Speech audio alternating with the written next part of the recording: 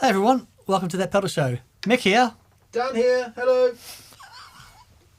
It is Halloween, so I've come as the most terrifying thing I know. Me too. I've woken up in my worst nightmare. I'm Dan.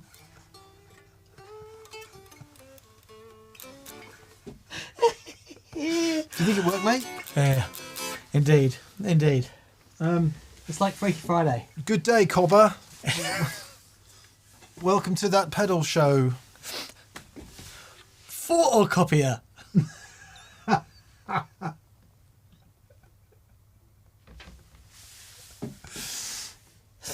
all I got. Do you my foot got crook and took a. Do you do Halloween? We used to when the kids were little. Yeah. As we understand it, it's big in America. No, it's big everywhere now. You should see our street. What, in the UK? Yeah. Oh, right. Yeah, it's like full-on decorations and projections on the inside of windows and stuff. It's really? like really full-on. There are no young people where I live, so we got no idea. Literally none. Not a single person under about 60 apart from me and Catherine. Welcome to viewers' comments and questions. Indeed. On this All Hallows Eve. Is that what it is? 31st of October 2022. For those of you who are new, welcome. We do this most Mondays. Viewers' comments and questions, which does what it says on the tin. We prioritise the super chats. And for those of you who are returning, welcome back. Yeah, welcome back. Love to see you. Right to the. I think we're going to turn off the super chats straight away today because we've got too many done Already. Heavens. So if you have super chai, if you've super chat up to this point, we will answer you. But the facility will be removed as of now. Lovely. Big thanks to BV Ninja. Yes, VV. For moderating and just doing a fantastic job in the comment section. And also, we want to say thanks for keeping an eye on the That Pedal Show Facebook fans group page. Yeah. Yeah, does a wonderful job. Yes, it's very kind of you to do that, BB. We really appreciate it. How we doing? Let's have a roll call. I have no idea. I don't do Facebook, so I don't see it. Apologies. No, it's very good. It's very good. Is it? Yeah, he does a great job. Andy Dobbs, hi from San Diego. Oh, San Diego. Hello, Andy. Michael Yolch, hello from the home of Sweetwater, Fort Wayne, Indiana. Oh, Fort Wayne, Indiana. Dean Jackson says, no costumes. No, you've missed the intro. This is the most expensive costumes. Came with voice synthesizers and everything. Yeah, we do have costumes. Dan is dressed as me and I am dressed as him. There you go. We should have sat on the opposite side, shouldn't we? That would have completed the visual gag. Just do it quickly. All right. Thumbnail for next week. Hello, welcome to That Pedal Show. Dan here. Photocopy it. That's good. If that makes no sense, it didn't to me either. So, James Blessed, hello from Glasgow to the saviours of Mondays. We do like Mondays, James, and we're not going to shoot oot the whole day down.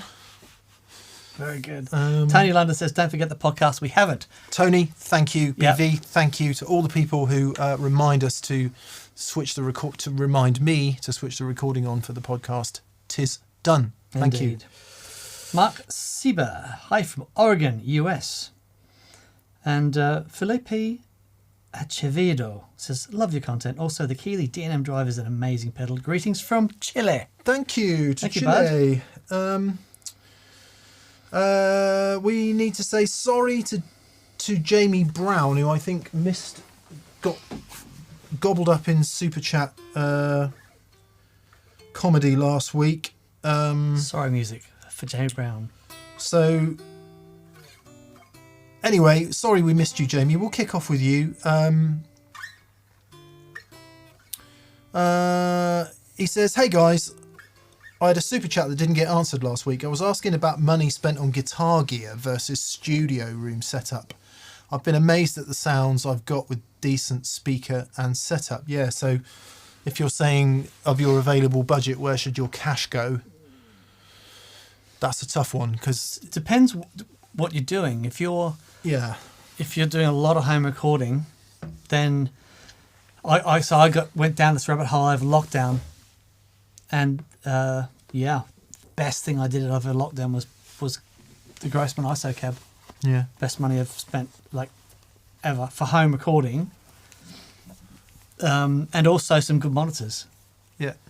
Because it was a whole new world, and I thought, I spend, an X amount of fund vouchers on monitors. I actually had to spend 5 times as much as my allocated budget to get anywhere near detail and stuff. And yeah. Yeah, what do you spend most of your time doing? Because if you've got 10 guitars and you never play them, then that is not a good use of your budget. If you've got 10 guitars, you never play them, and you spent 10p on your recording setup, which you spend hours and hours and hours using, then yeah, maybe your budget is better chucked at your studio setup. So it's what you spend your time doing, I think. The only thing is, with all of the above, I'm tempted to say that with studio gear, you can get pretty good results on a very meagre budget, and you definitely can. Fact is, Squier Classic Vibe Strat at whatever they are, 300 and some quid. Half decent recording chain. Right. It's going to sound fantastic. Can you hear the £3,000 custom shop over the Classic Vibe? Maybe a little bit. Can you hear a Neve 1073 preamp over the preamp in your cost-effective audio interface?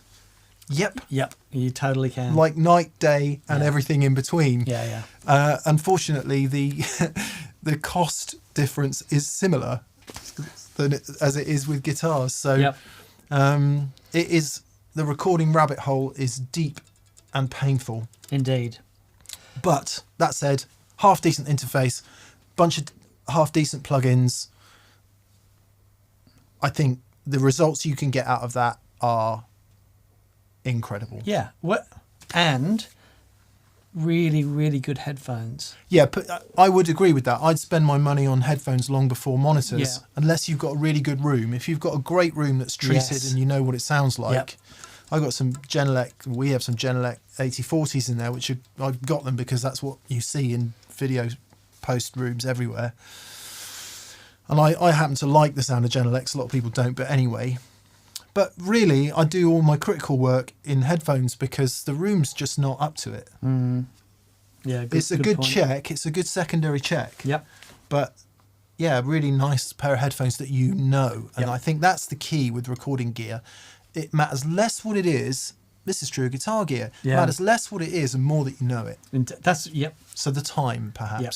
Anyway, Jamie, I hope that helps answer the question a little bit and gives you some food for thought. Damon Smith says, "Hi guys, tuning in from Newcastle, Australia. That's where I learnt to surf." Nice. Newcastle in Australia. Can you imagine surfing in the Toon in Newcastle, Northumberland? Got a trolley. Yeah. I've got my photocopier. Oh, we're putting Canny. Oh boy. Lovely. Oh, Dan Brockman. Howdy from Atlanta, folks. How lovely. Hello, Dan. Groovy. Right, moving on then to Super Chats. Wazza up, D&M, says Oh, Plexico. nice. Well played, sir. Hi, Duncan. First in as usual. This Halloween, I'm going as the Invisible Man, the helpful Invisible Man, known as BV Ninja. Happy Halloween. Nice. Very nice. Greetings from Hopewell, New Jersey, says Whit Anderson. Rewind, he says, to 1983. I was 13 years old and I got my first pedal. It was a DS1. Yeah, come on. It was my only pedal for several years. It turned my bedroom into a packed arena and made my mullet more pronounced. Thanks for taking me back. Much love from Woo. Amazing. Thank you, Whit. Yeah. I think the intro to the video, the typed intro in YouTube, said something similar. You just remember it, don't you? Well, I do. Of course. I had the turbo distortion before I had the DS1. Yeah, me too. which is the DS2. Oh no, I had maybe it was an OD3 or something. It was a yellow one with a switch on it, which had a turbo mode. I think Turbo overdrive. That's turbo overdrive. I had turbo distortion. Oh, obviously, man. which is the DS2. Yeah, actually, sorry. The context of this is on Friday's show, if you didn't see it, was about the new Boss DS1 Wazacraft edition. And Dan's got a very nice 1980 version, which you can see at the back there. I'm a bit sad I've actually got two of them. Yeah. And the modern production one, and we just compared them. And quite a lot of people said, I wish you'd had either the OD200 for the DS1 mode or the DS1X. And it's like, yeah, you got to stop it somewhere. Yeah. Yeah. Otherwise, it's... They've done so many of them. Yeah. Yeah. Yeah. Naganud. Hello, Naganud. Hey, bud. Hey guys, what do you think of that new 20 watt PRS HDRX amp? My fiance got me one as an early Christmas present and I want to love it, but I'm struggling to get tones I really like. Any suggestions? We're quite new to it. And I think it is definitely an amp that you need to sit down and play and experience it at all different volume levels. And also, I don't know what speaker it was designed to work with. Whether it's just designed to work with a 4x12 or whatever. Unlikely. Okay. We've used it with two cabs now. One is the 1x12 Zilla cab, which has an EV in it. That's what we used it for when Paul was here. And then in the videos we've used it with since. In fact, there's one that was going to go out tomorrow, a NPD video, New Pedal Day, and we use it in that on a 210 Celestion Alnico Gold. It's really interesting with amps like that because you've got to know what you're expecting. If you've got any experience of Plexi Marshalls, which is kind of what it is,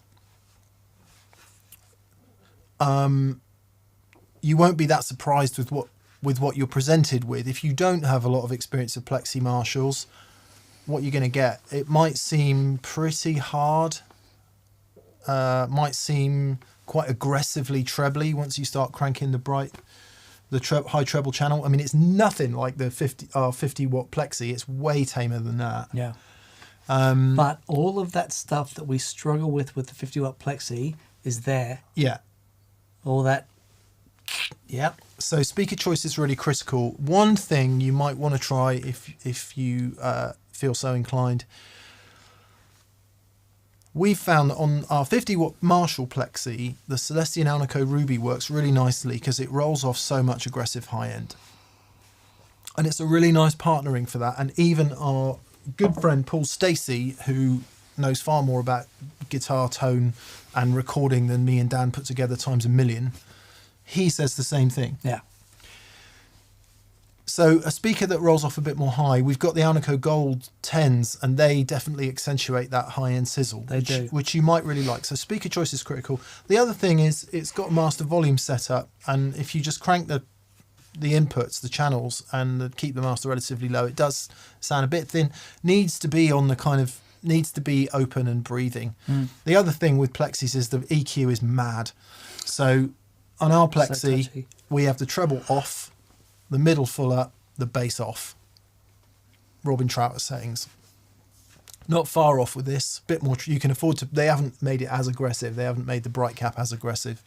So yeah, but if you're expecting it to sound smooth, I don't want to use the word safe because it sounds pejorative. But if you compare it to something like the Mark Tremonti 15, which has got a very fat, smooth, easy to play overdrive, it's the polar opposite of that. Yeah. And for me, the reward of that is it doesn't cover anything up. So once you get it cranked up nice, it really does. I'm a big fan, actually. Yeah. I like it. So there's a lot of payoff when you get to learn an amplifier that's very present and that doesn't forgive. Yeah. Because once you've connected with an amp like that, then you can play anything. Yeah. You know. But it's you know, put your big person, boy, girl pants on. Yeah. And jump on it. And find a nice overdrive pedal that pairs with it nicely, which might just make it a little bit less. Because to get it overdriving in a smooth way, or at least in a rock way, you got to turn it up, and that's painful. Yeah. Yeah, stick with it. Good luck. Good luck. It's a. Oh, I keep looking around as if it's there because it has been there for ages. Listen to it tomorrow in NPD.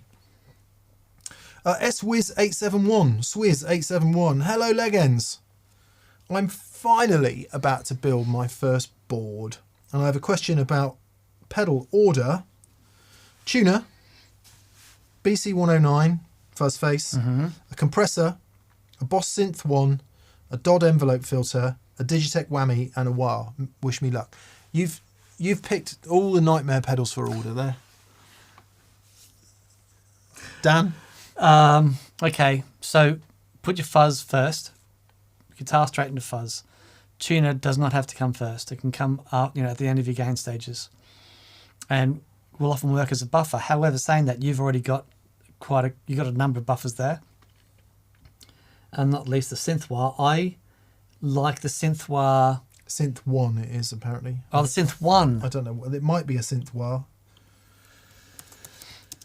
Okay. I don't know what a synth 1 is. The synth 1, is it the EH? Oh, the Boss It's one. the SY one. Okay, it's SY that one. Right. So yeah, there's a buffer. So synth pedals, filters, things that rely on the attack of the note of the guitar. I like those early up as well. But they can work great after dynamic overdrives. What you don't want is a signal that's too compressed going into it. So I would probably go fuzz, synth wah, then depending on how you like your compressor, then your compressor, then higher gain to lower gain, and away we go. Yeah. The other thing to say is that if you never use two of the pedals together, it doesn't matter what order they go in. Except the fuzz, because the fuzz needs to see the fuzz needs to be first, whatever. first in the chain. Yeah. But if, for example, you don't use the envelope filter and the whammy together, then it doesn't really matter what. Yeah. Where have you ever had a whammy on your board? Yeah, I had it on my board for years. Where did you put it? Directly after the gain stages. Okay. Because what I want to do is I want to take that distortion and I want to harmonize that. I don't want to get my harmonies and then distort that. Yeah. Whammy after your gain stages. As what he just said about the compressor really depends how you use it. If you use it for that squashy front of note thing, that's going to really mess up the envelope filter. But if you use it as an overall tamer, the compressor could go at the end. Mm-hmm. So yeah, I would pick the pairings of pedals you use together most frequently, and A/B them both ways, and just see what happens. That should start to clear the fog a bit. Yeah. Good luck. We did a show recently as well on like the sort of the last video you'll need to watch on gain structure. And that will answer a lot of the questions as far as what pedal you put your gain stages, your overdrives and distortions in. Yeah, trouble is there's hardly any overdrives on here. It's filters, whammies, synths. Okay. Filters. Right. Yeah, it's all the problematic stuff. Good luck. Yeah, good luck, mate. Jason Thompson. Hey, Jason. Jason Thompson. Cheers, Legends. My buddy says when he engages his Juliana, which is a walrus audio, while his Strymon El Capistan is on, it pops. But not when the DD20 is on. What gives? This is a true bypass thing, isn't it? No. Because... Oh, sorry, hang on. When you turn on the Juliana, that pops, but it doesn't pop when you turn on the DD20. Is that right? No. You're only turning the Juliana on and off. Yep. If he's got his El Capistan on, it pops. Yes. But if his DD20 is on, it doesn't pop. Oh, okay. Interesting. Okay, so the pop generally is caused... there's a number of reasons why things will pop. You can have sometimes if you're turning on a pedal that has no analog drive-through, you get a bit of digital latency. That will cause a pop. Sometimes if you're turning on a pedal that flips the phase, you can get a pop there. But more often than not, it's a thing that's called input offset or input DC offset. Basically, when you have a pedal engaged, most of the time there's a capacitor that sits at the front of that pedal and removes all the DC from the signal. So it shouldn't matter what the if there's a little bit of DC coming from the output of the signal and that's moving the center from 0 volts, up or down. When it hits the capacitor next in chain, it gets rid of all that, so it shouldn't pop. However, sometimes some pedals you might have a duff capacitor on the input of the L cap. You might have a duff capacitor on the output of the Juliana, and the L cap is more susceptible to it. Yeah. The other thing is you've got not just the capacitor, but you'll have a DC reference to ground, and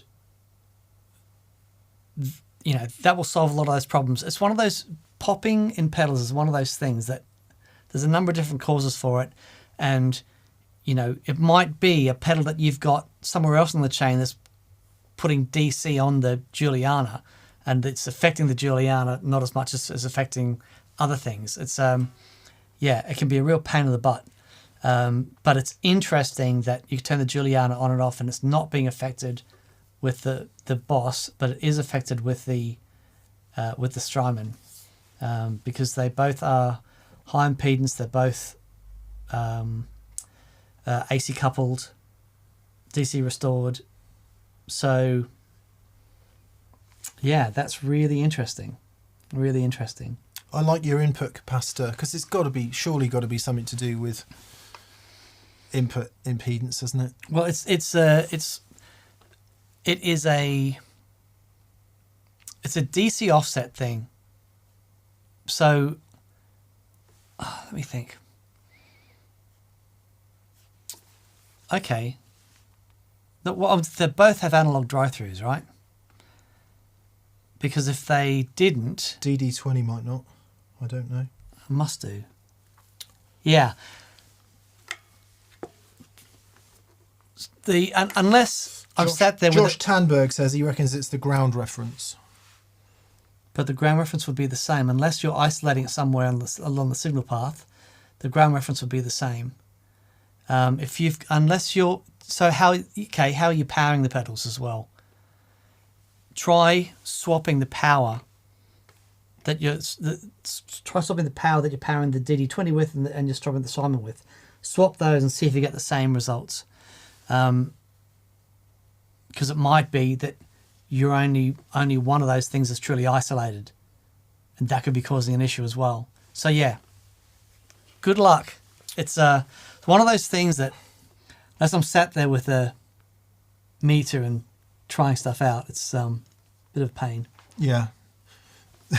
The way around it is, well, two ways around it. One, I don't know if the Juliana has an expression pedal input for level, in which case you could just move the level up and down on the expression pedal and not need to switch it on or off. Secondly, only switch it on and off in a loud bit of the song. That's what I do. I've got a couple of pedals that pop like crazy, and it's like, okay, I just need it when the snare's hitting on. Have a listen to Satisfaction by the Rolling Stones, and once you've heard this, you'll never unhear it. When the FZ1A is turned on, you'll hear it clear as day. Ba, ba, na, na, na, and you'll never unhear it. Yeah.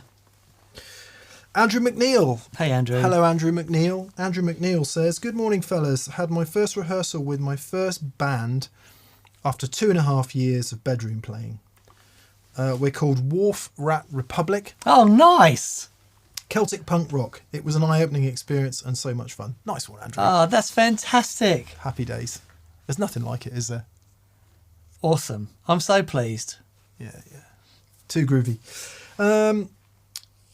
Rodrigo Guaspari. from Brazil says, "Hey Legends, I play guitar and bass and I want to use the same pedal board and be able to quickly change between them. Any thoughts? Cheers and much love from Porto Alegre, Brazil," says Rodrigo Gaspari. You want to use the same pedal board for your guitar and bass and quickly swap between your guitar and bass. Well, there's a couple of really simple ways to do it. First of all, choose pedals that you like for both guitar and bass. Or it might be that you have a couple of things on there that are specifically for bass, a couple of things that are more specifically for guitar. One of the things that can be helpful is a jack that's got a little switch on it. There are other options, but this is one of the easiest ones. It'll stop that amazing bang. Stop the pop. Yeah. Yeah, we've got a couple floating around here, but they basically, as you unplug the lead, there's a little connector. This is a Neutrik silent plug. There you go. So for anyone switching guitars, unless you're doing something with an input switcher, then these are a really great option. My only caveat against that is that they fail. They do fail. They fail. I had a Megami, very expensive cable, and it failed on that. This one is starting to fail. Right. I mean, I guess you could clean it and all the rest of it. That's one way. Tuner. If you tune it first, you just use it as the mute, unplug one or the other. But if you're talking about having what he hinted at, which was slightly separate signal paths, so you've got one signal path for your bass and one signal path for your guitar, an AB box. So just an AB switcher up front.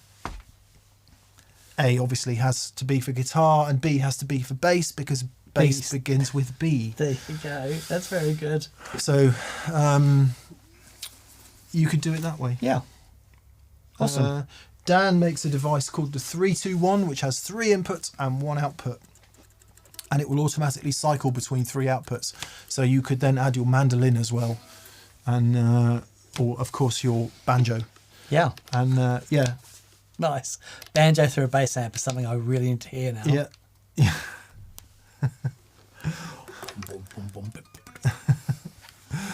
Cool. Yeah, best of luck, mate. Yeah, good luck. If we've misunderstood that, Rodrigo, let us know and we'll revisit. But yeah. Oh, Zach's on.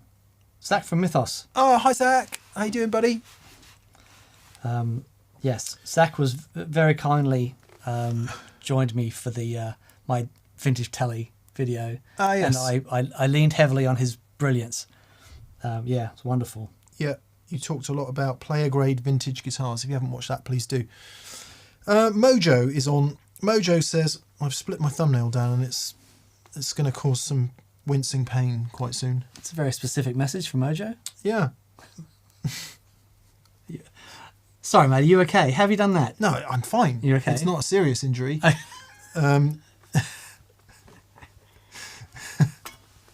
But it's annoying. If anyone knows any vitamin supplements for nails, mine are falling to bits, so I don't quite know what's going on there. Oh, man. It's probably like potassium or something.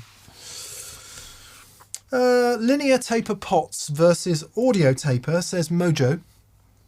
I feel like I have more control with linear taper. Is this madness? No. No, it's pure logic. Yeah. For those of you who don't know, an audio taper pot is what's in most guitars, and it has in terms of how much effect it has on the resistance, because it is a variable resistor, it's weighted towards one end, and that's because of the way we perceive loudness. Loudness is a logarithmic scale. Therefore, having a logarithmic taper pot makes kind of more sense. However, what it does mean, what you're talking about is, and this will depend on the kind of guitar sound you use, the kind of guitar you use, the amount of capacitance there is in your cable run, the input impedance of your pedals and your guitar amplifier. All of these things are variable factors. What it means is, on a Strat, for example, it's basically useless below 7. Yeah. With some settings, you can barely hear the guitar, but with a linear taper pot, it would be useful all the way down to whatever, very low. The only problem would be on a Strat, for example, where you've got like I'm on 7, quick flick, I am killing the first 3 rows. You'd have more rotation to do before you got there. Yeah. So no, it's pure. Yeah. Pure. Have I misunderstood that? No. It's beautifully said. Thanks, man. You nailed it, man. Nailed it. Everyone's saying biotin and zinc. Biotin and zinc. Thank you. Nails. Thank you for anyone who said that. Yep. Raw oysters and citrus fruit, says Malcolm Stewart. Well, I like both of those things. Yeah. Raw jelly, says Gordon Hill. Vitamin C. Raw jelly or royal jelly? Kelp, says MTB Steve. Oh, I'm going to go back through these. Milk, says Steve. Okay, I want to hear all your suggestions for tennis elbow and golfer's elbow. You know the difference between tennis elbow and golfer's elbow? Surely you do. Yeah, one's internal, one's external. Yeah. I thought there was a gag coming, but no, it definitely never materialised. I'll work on that for the rest of the show. Fiddler's elbow?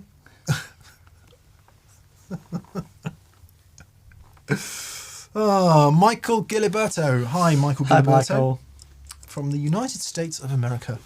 Hi, DNM and TPS family. A second dive into the DS1. Classic TPS stuff, he says. It reminded me to pull out my Analog Man modded one. Now, where did I put it? Dan, if I can make an experience day, I'll pack a Landgraf. I'd appreciate that. It's dangerous though, because it's a pedal that I really miss, that I regret selling. And if I hear it again, I'm going to be sad. I'm going to have to start looking for another one. Flippin' heck. Okay. Thank you. I think I love all Analog Man modded pedals. He just knows.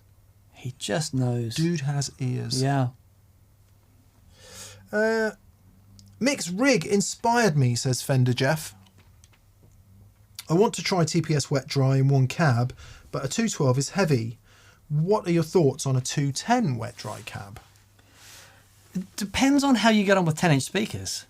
I like 10-inch speakers, and the coupling of the two 10-inch speakers in one cab can sound great.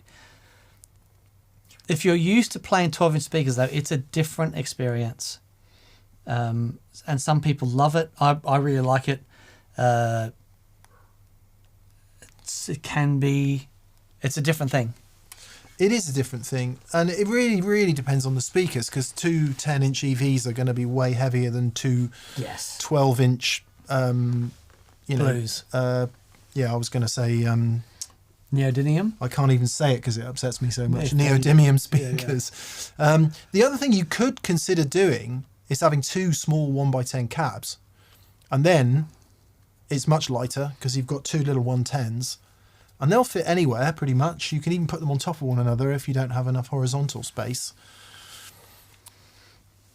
The pack in the car is easier. 110 or 112 cabs? Well, if you want to use 10s, you could do two 110s. Yes, okay. Or you could do two 112s. The thing about two 10s is they could be really small, and actually the coupling of them, the reason for suggesting that is two 10s in one cab is going to sound this big. Two separate 1x10 cabs is going to sound that big. So it could be a win-win-win situation. A, car's easier to pack because it's not one big box. Two, even though it's one more box, they're much lighter, so easier to carry. Three, in my opinion, it's going to sound better. Yeah.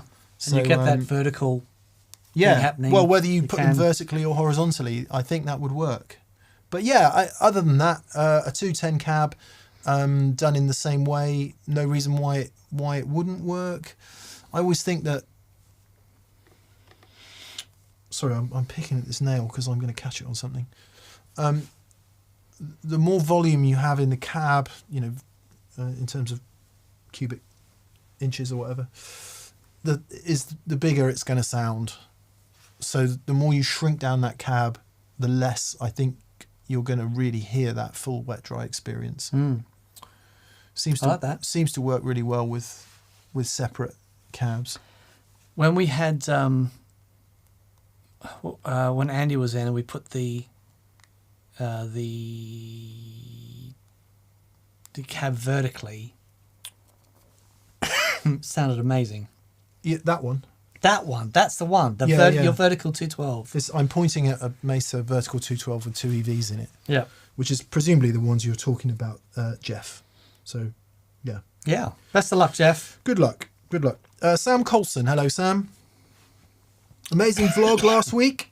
And Friday's show was great fun. Thanks, TPS. Dan, I was wondering if you could do a vlog or show about the origins of the gig rig. Oh.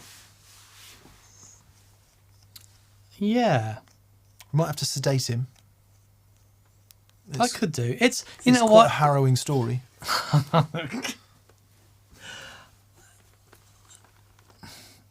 I could do. I'm not sure if this is the place for it. I've got to be. Do it on the Gig Rig channel then. Yeah, I could do it on the Gig Rig channel. It's an interesting story.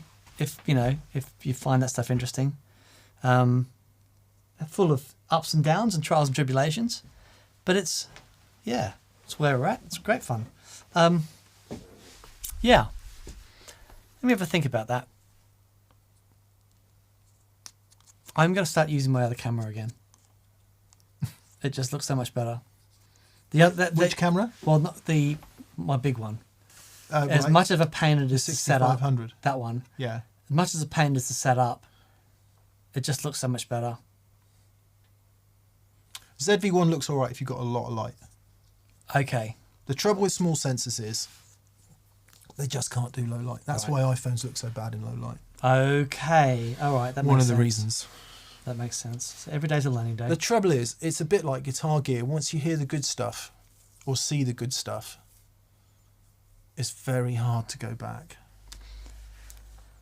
Yes, it is. It's very hard to go back. Yeah.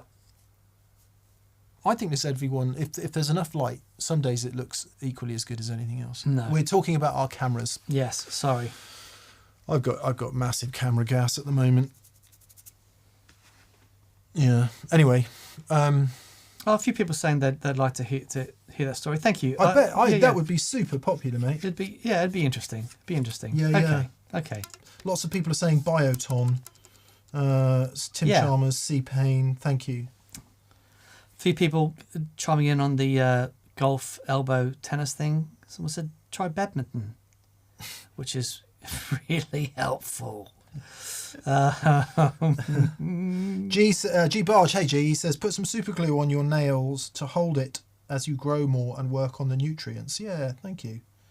Might do that. John Show says file the nail down with an emery board. I do that, John. There's usually one in the car, thanks to the wife.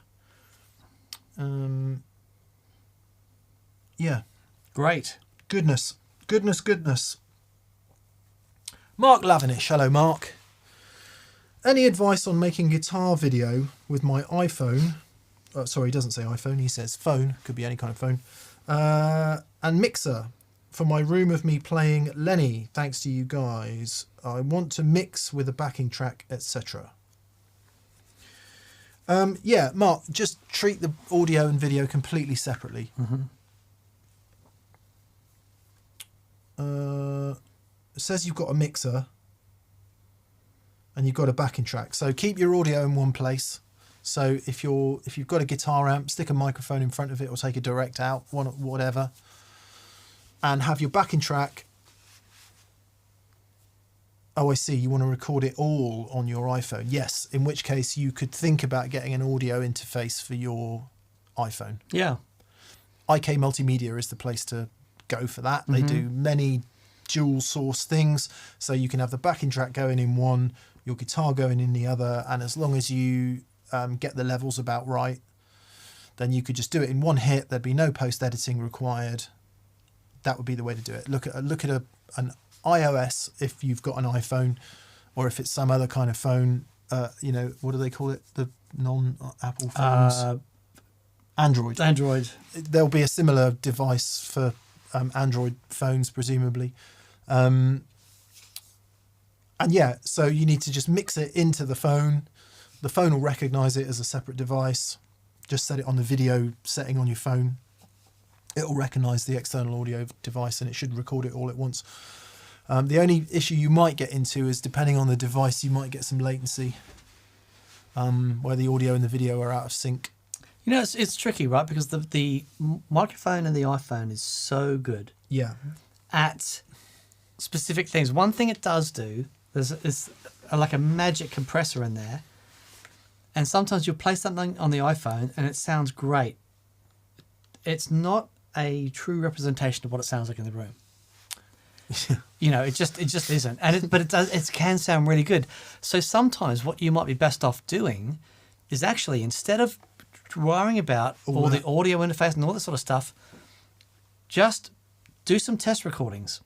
Film yourself and listen back to it and see, okay, it's a bit distorted in parts, the backing track's too loud, guitar's too loud, and then work out just acoustically to get all that together. And think you might find, if you're just getting into this, actually, that's a great suggestion. You might find that it's a bit easier to get your levels right that work with the phone to get you started. Yeah, don't use any extra gear at all. Just get the what he just said. Get the balance right in the room and just do it all on the phone and use the phone's microphone. That's how things used to be done in studios back in the day when they had, you know, if you had two studios in a recording studio, two microphones. Elvis with his iPhone the iPhone Pro 14. Right. Yeah. Thank you very much, twerk. And then he's off. But back in the day, you know, if there were, you know, when they were recording big bands, they might have 3 ribbon mics in a room, and they could take days setting the band up. That's how and Abbey Road began. moving people, you know, an inch to the left or inch to the right to get the mix right with these microphones. And then, you know, 10 minutes to record and they'd be done. But all the time was set around these microphones. There we go then. 3 options. 1, get your balance right in the room and just set the phone to record, let it record the ambient sound. 2, you can get slightly more, slightly better microphones you can plug into the bottom of your phone. Shure do them, IK Multimedia do them. Most companies do a nice microphone that you can plug directly in. So that's option 2. Option 3, look at an audio interface from someone like IK Multimedia where you can actually feed direct audio signals, the combination of a microphone and your backing track, into it at one time. So they're in order of complication. The first one is the easiest. The last one is the least easy. Sure. Good luck. Yeah, good luck. Good luck. I'd say it with a heavy heart because just doing it the way we do it is so unbelievably labour intensive. Yeah, and you get to a point of diminishing returns, but the problem is once you hear something that you're not happy with, to get happy with it it's a logarithmic curve. It is. BV, thank you. We need to do a public service announcement. We've had a troll in the chat. Okay. Claiming to be that pedal show. So the live chat warning is if you see any comments here on our YouTube video saying they're us. I did just say thank you to someone. But that's probably from us. But yes. Giving us where you have to phone or text. If it's like, hey, it's that pedal show, you need to phone or text us. It's not us, okay? It's a scam. If you see anything like that, if they ask for you to get in contact via text, via phone, give them your phone number, anything like that, it's not us. Please report them. If it's in YouTube, you can do that. You can just report channel. The only way you'll ever hear from us is if we're talking to you directly now, or you get an email from us, which will very obviously be us. We would never ask you to do anything in the comments in the chat, okay? I can't believe that YouTube aren't on top of this yet, because this has been going on for ages. I mean, it must be a big thing, obviously, with the millions and millions of Unfortunately, it is state-sponsored disruption is what it is. You reckon? Yes. Okay. Listen to there are podcasts and documentaries on it. Okay. It's so boring. It is very boring. It's so boring, but this is where we are. Right, let's move along. Gaz Podmore. Hello, Gaz. Tony London says, labour intensive for sure. However, your results are second to none. Thank you, Tony. And I agree with you. Thank you, Tony. That's very kind of you to say. Always trying to improve. We are, Yeah. which usually means less gear, More idea. cripplingly expensive gear. So there's less of it, but it tends to be horrifically expensive, Very good. isn't it? Yeah, it's so true. Our It's recording so chain true. is simpler than it used to be, but it now involves really expensive things. Oh well. We had an experience day on Friday. 6 more people came in and spent the day with us. It was a fantastic day, and it was So good. really lovely to hang out and just shoot the proverbial for the day. And a lot of the discussion we had on that day was, people are interested in buying stuff. We're like, just buy good quality stuff used. That's the way to do it. And then you'll never lose too much money on it, will you? Yeah. It's kind of the same. As long as you don't have to get it repaired. Yeah. My watch broke for the second time last week. It's really That's annoying. Really annoying. Anyway. So I'm wearing the wife's spare watch. Gaz.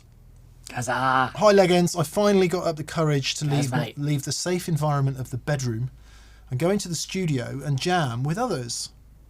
Any advice for battling nerves and anxiety of playing with others?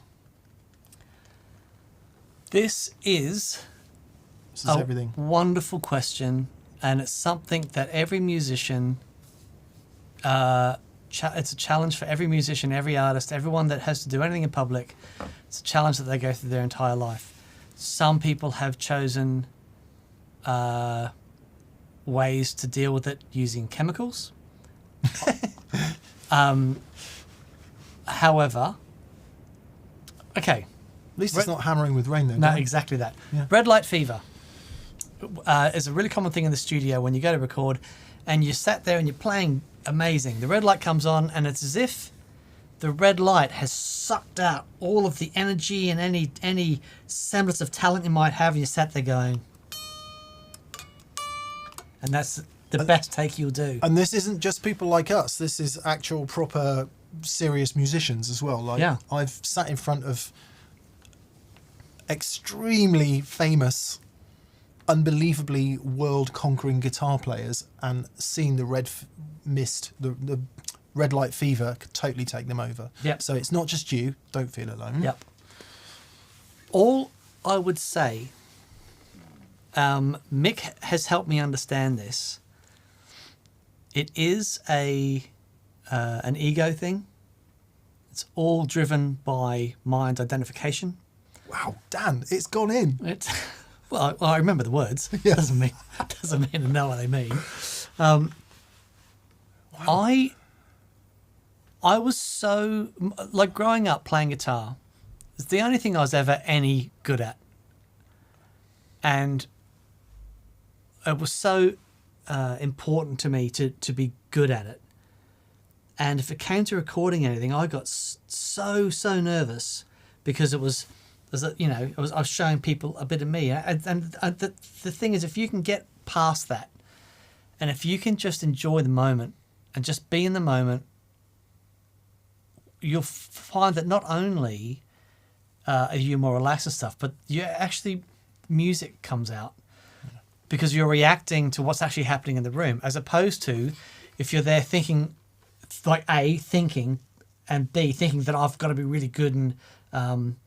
One thing I said a while ago is someone was asking me something similar. I said a good thing to do is stop playing guitar like you want people to like you, and just start playing it to be involved in the moment. And I find that's the closest I've come to getting over that stuff. And because I've been working on this a long time, and I've still got a lot of work to do on it.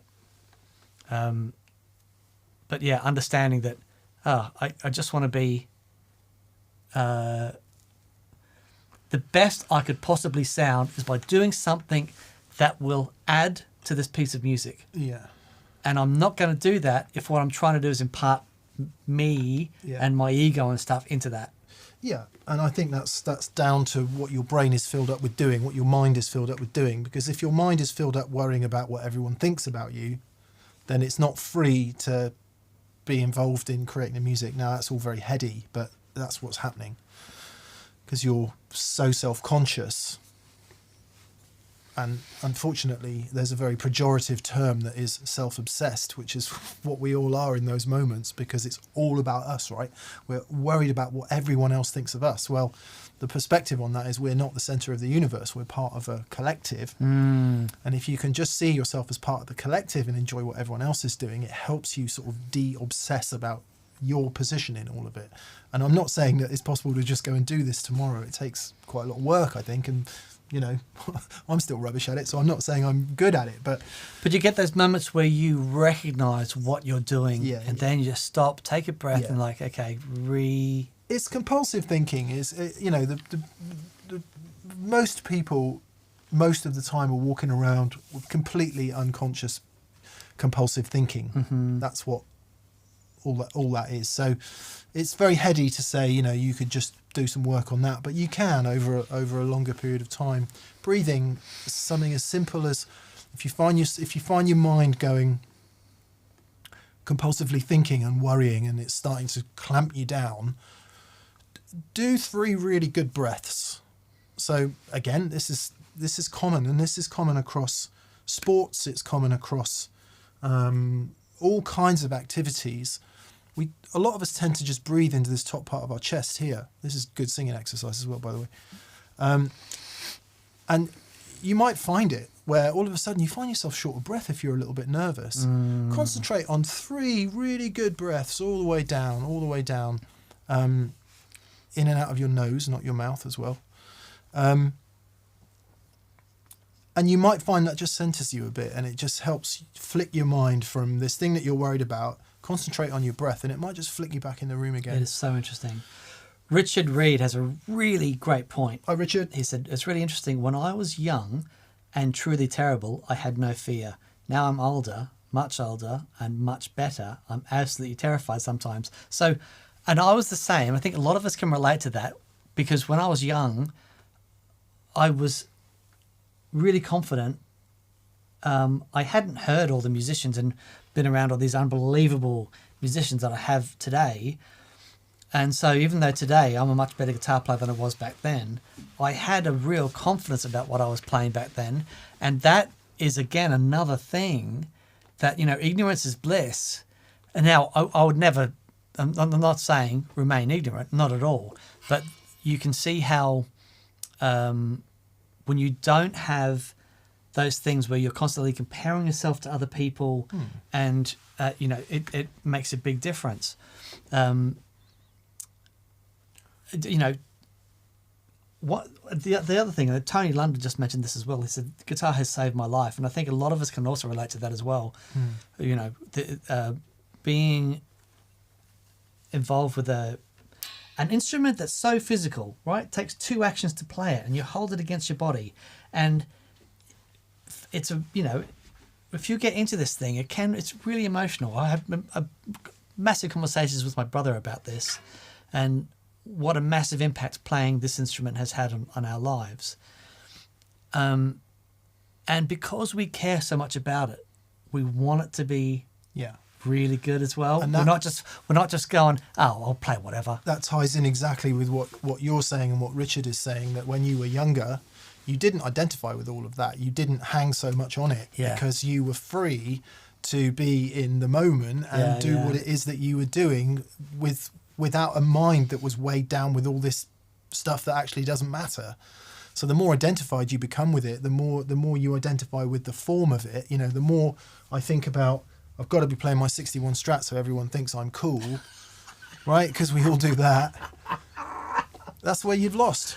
And that's where you've got to let go of all that stuff and disidentify with all of that stuff, all the baggage, because all the baggage is all the mind created stuff that you hang on it. It's not what's happening. What's happening is you're creating music in a moment, and then you come in and you throw all the bags of all the crap you're carrying around on it. So I often see it like that, as visually as that. It's like, what's my task here? To make noise with other humans. Okay, now I'm going to hang 8 50-pound sacks of problem, of mine-created problem on that. And see how comfortable you are now doing it. Because I want to be how cool, free you are now. or because I do that pedal show and therefore everyone thinks I should be really great. It's like, nah, you got to let all that go. Yeah. And that's the hard bit. Yeah, yeah. Well, it's the hard bit, but once you can see it, it's the easiest thing in the world. And that's... Yeah. It's a big discussion. But yeah, great question, mate. So I would start with the breath. Yeah. Just to bring it back down to earth. Very good. Start with the breath, and I think that can help. Also, remember, everyone's on your side. Nobody wants you to fail. That's so true. Yeah, and good luck. Good luck.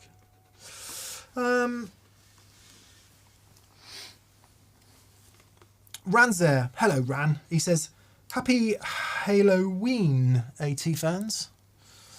And assorted toes. Dan, thank you for the Patch Cables vlog. It was absolutely required viewing for anyone wanting great, reliable tone. Ah, thank you, mate. Oh, you're Nice. very welcome. You're very welcome. It was really good. Yeah, it's all right. Flapped around the edges. It was good. Just a thing I thought. I thought it just added some sensible conversation onto that whole thing where everyone's like, "No, man," in either direction. Yeah, totally. Gordon Rankin says, back from lunch. Did anyone miss me? Of course we missed you, Gordon. I want to know what you had for lunch, Gordon. Was it something splendid? No, and Gordon, it was chips. Micro chips. Ah, yes, nice. That's very good, Dan. Patrick Glantz, he says, what are your thoughts on noiseless P90s? Is it the best of both worlds, or do you lose some of the harmonic charm of the P90? Thanks for all you guys do. The best noiseless P90 I've ever heard is a Kinman. I think they do a really great job. I personally don't really have a problem with the noise. I don't mind a bit of noise in my pickups, even at higher gain stuff. Yeah. What do you think? My friend Neville Martin, who used to be editor of Guitarist and Guitar Techniques, he recently bought a Gold Top 54 style, I guess, 55, I don't know, anyway, whatever. Les Paul Gold Top with P90s. He plays in a rock and roll show, artist, well, from all the ages, but was most famous in the 1960s, called Marty Wilde, and it's all rock and roll stuff anyway, so the guitar is appropriate for that. He was struggling with a bit of noise from the P90s, so he swapped them out for maybe Mojo Tone ones. Right. Can't remember. They're the same ones that Ainsley Lister's got in his, and he says he really likes them. He says they sound great. He's got no problems with them at all. And it still sounds like the guitar. So what's your signal chain look like? If you use a lot of overdrive and there's loads of gain and you've got a lot of gain in your amp, then it's going to be a bigger problem, right? Because all the gain in that signal chain and in your amp is going to amplify that RF, which is what you're hearing with the noise. If you play predominantly clean tones and you've got nice isolated pedal board, where when you're not playing things are turned off or your guitar's turned down, it's just not it's much less of a problem. With the caveat that one person's slight buzz is another person's Horrific nightmare. Yeah. mind caving buzz. So as we said, me and Dan, don't worry about it too much. It is worse. It's the worst in P90s, so they're much worse generally than Stratotelli single coils. But over the years, you learn about where to stand, about using your volume control, about turning your gain pedals off when they're not used, and all of that means I don't have a problem with P90 noise. If you're not that person and you do struggle with using your volume controls on the guitar, or you do need to leave your pedals on, you've got extra buffers from wireless systems and all that, then it might be that noiseless is the way to go. Do they rob some tone? Controversially, I would say yes, because the minute you stop anything, you also stop some other things. Does it matter? Well, that's a moot point. Not sure about that. Like, I would never change the pin 90 out of my Junior. No. You know, to just not in a million years. I would yell at you if you ever did. You would. Like, in an aggressive manner. Okay. And you know I don't usually get aggressive. I know. Yeah. We had an issue when I was looking after James Bayes, doing his rig, and in the rehearsals and stuff it was fine, but when they got to doing the gigs and they had all the lighting and stuff, and it was actually on the lower ceilings, they created a real issue, and so he ended up putting a Kinman P90 in his guitar to solve that issue, and it solved the problem. Yeah. Loved it. Yeah. But I think when going into the studio and stuff, he's got he wouldn't necessarily change the originals. There you go. Yeah. Oh, BV's doing links to our TPS leather handmade guitar straps. Oh, thanks. Thank you, BV. Yeah, they go out under our sister brand Affected. If you want to get one of those, they're very lovely too. They're very lovely. Yeah, so I guess like with any modification to a guitar, if the modification makes it more pleasurable to play, and the balance between playing it, you just can't concentrate on playing it because it's too noisy, then get noiseless pickups. Isn't it? Indeed. If it makes it an instrument or a tool that you're going to use, then do it. Yeah, totally. Well, I'm sure I'd feel much worse if I wasn't under such heavy sedation. This is Albus Band, Aaron. He says, and yes, that from Spinal Tap, but it's a deep cut, lol. Describe your tone using 3 words. Mine is, this is Aaron saying, mine is loud rock accidents. That's good. Love you. We love you too, mate. Mine is bright.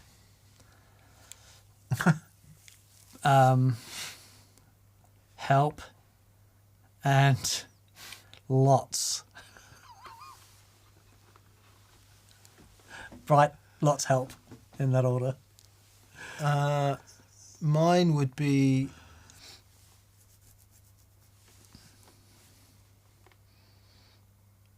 Oh, God, that's a really, really, really great question.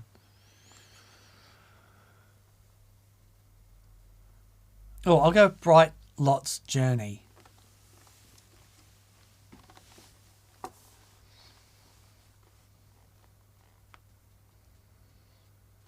Oh, wow, that's really good. I'm going to go with round, loud, diaper.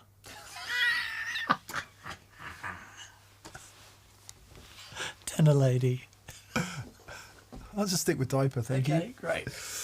There we go. Thanks, Aaron. Always great questions. Brian Carpenter. Hello, Brian. Would you consider another 10 things you asked us to try video? I want you to do a sampling of an Earthquaker Devices pedal like the special Cranker. It's awesome. Well, Brian, you're going to enjoy tomorrow's NPD because the special Cranker is on it. Yep. Not just any cranker. The special cranker. We got some really, really good tones out of it, actually. We like it a lot. Oh, really good. Yeah, so check out NPD tomorrow. Victory Copper, Victory Sheriff V1 pedals, the Earthquaker Special Cranker, Fender's Hammertone Space Echo Space Delay, and the Empress Compressor Mark II, which I thought was new, but it isn't anyway. No, it's great. New to me. I remember when I first heard of Earthquaker Devices, and I started playing a few of their things, and that, like the Avalanche Run and all that stuff, and I'm like, these guys make amazing creative pedals, but what are they like at just straight gain things? Turns out, unbelievable. Yeah. Amazing. Yeah. It really is really good. G Barge, he says mix haiku. Yeah. I remember a haiku I wrote when I was a kid, we were learning about them. It goes like this. Autumn. Leaves falling off a tree last night. A carpet of brown. Okay. I was only about 9. That was... Oh, really? That's good. That's yeah, very good. and I think that was a haiku. Okay. It has to be a certain number of syllables, doesn't it? And a certain scan, Right. I think. What's the Red Wheelbarrow one? Is that a haiku? Don't know. Okay. I love that poem. Red wheelbarrow? Yeah, there is nothing as important as the red wheelbarrow as next to the chickens in the rain or something like that. Some Oh, yeah. really simple thing. It's really, Hopefully really someone beautiful. will chime in and let us know. Tony London says, mine would be sorry, broken string and start again. Robert Davis says, Mick, looking back on your Strat Journey videos, what modifications made the biggest difference? Robert, at the risk of a flippant answer, it was buying a 61 Strat. That made the biggest difference. Indeed. Sorry, I don't know, that might sound slightly ego-y or whatever, but How I was long- only ever looking for that. How long have you been wanting that guitar? How long has this been going wrong? How long I love that song. has this been going wrong? Yeah, I was only ever looking for that, so it was easy Yeah. in the end and expensive. But of the other modifications, pickups obviously. Yeah. It's the biggest thing you can do to any guitar. I've done them all though. Lock-in tuners, Graphtec saddles, all the things that you would think that would be a good Strat modification. Mm-hmm. There is an interesting Strat modification coming up. In Friday's video, we lamented not having a Super Strat style guitar with a humbucker. A lot of people said, what about the Gem? And it's like, yeah, we do have a Gem Junior, but there's something about those pickups that are very wrong. Or something about the guitar that just doesn't work for me and him. I guess we could visit it. It's not, don't get me wrong, it's for what it does, it's a fantastic thing, but me and him don't do that. So, have you seen the EVH Model 78 Yes, I have. with this proper Strat trem Yes. and the big headstock? Yes. Do you remember my Jimmy reverse headstock Strat? Yes. That's what's going to happen to that guitar. It's in Corfu at the moment, where my mother-in-law lives. I'm going to get it back. Right. It's already routed for a humbucker. No way. Yeah, because it's one of Okay. the semi-boat route Yes, ones. right. Okay. So we're going to put a nice PAF in the bridge. Right. And we're going to put a mini humbucker in the neck. Okay. And that's going to be because it's a maple board. Okay. So that's going to be our rock guitar. Okay. I made this decision when I woke up this morning. Wonderful. Because I was looking at that EVH 78 thinking... What pickup's going to go on the bridge? Well, in Ed's guitar, it was a neck pickup of a 335. Okay. So it's So a it's a PAF. PF. Okay. Yeah. All right. Yeah. Now, it just so happens that I am going to have 2 spare PAFs soon coming out of my 335. So Oh. one of those could go in. Okay. Or we could get something properly Strat spaced. Doesn't matter, does it? I mean, as long as it's a PAF. Nothing... I don't want like a super distortion or No. anything ceramic. It's got to be... What's the Seymour Duncan JB? Is that ceramic? Because isn't the classic combination the JB in the bridge and the 59 in the neck? It is. It used to be. Okay. I just don't. With respect to anyone who likes that pickup combination, I just don't think they sound as good as proper PAF Okay. type, or they don't sound as. I don't love them as much as I do like a old school PAF. Great. Let's do Well, that then. more interestingly, then we should put that to the test and try a bunch of things, Okay. including the aforementioned JB, Dan. Okay. Lovely. Yeah, but not. I don't want ceramic. Don't want anything like over 10K. It needs to be just a proper humbucker that's got some chew to it. So I want to still hear the guitar. Yeah, I know what you mean. Cue loads of people commenting. Anyway, that's what we're going to do.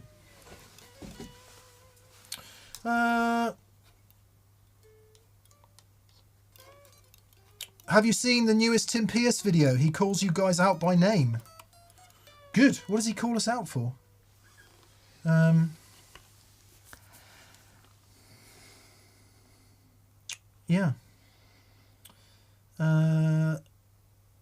You You can't polish a turd, Mick, says Reeves Electro Guitar Pedals.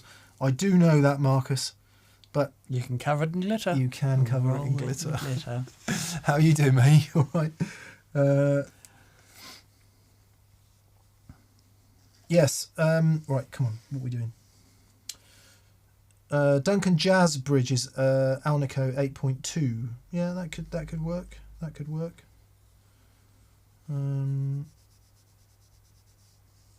Yeah, Dan Braukman wants to know, have we looked at the Kernham Ridge? I'd love to know what you all think. We've got one on the way, apparently. Cool. So, yeah. Yeah. 6-string Steve, do Ron Ellis 5060 Strat pickups belong in a nitro finish guitar? Would a poly finish Strat be a sin for these pickups? No. Nope. Oh, I know, Dan and I bang on about nitro all the time, but I just so wouldn't get hung up on all of that. Yeah.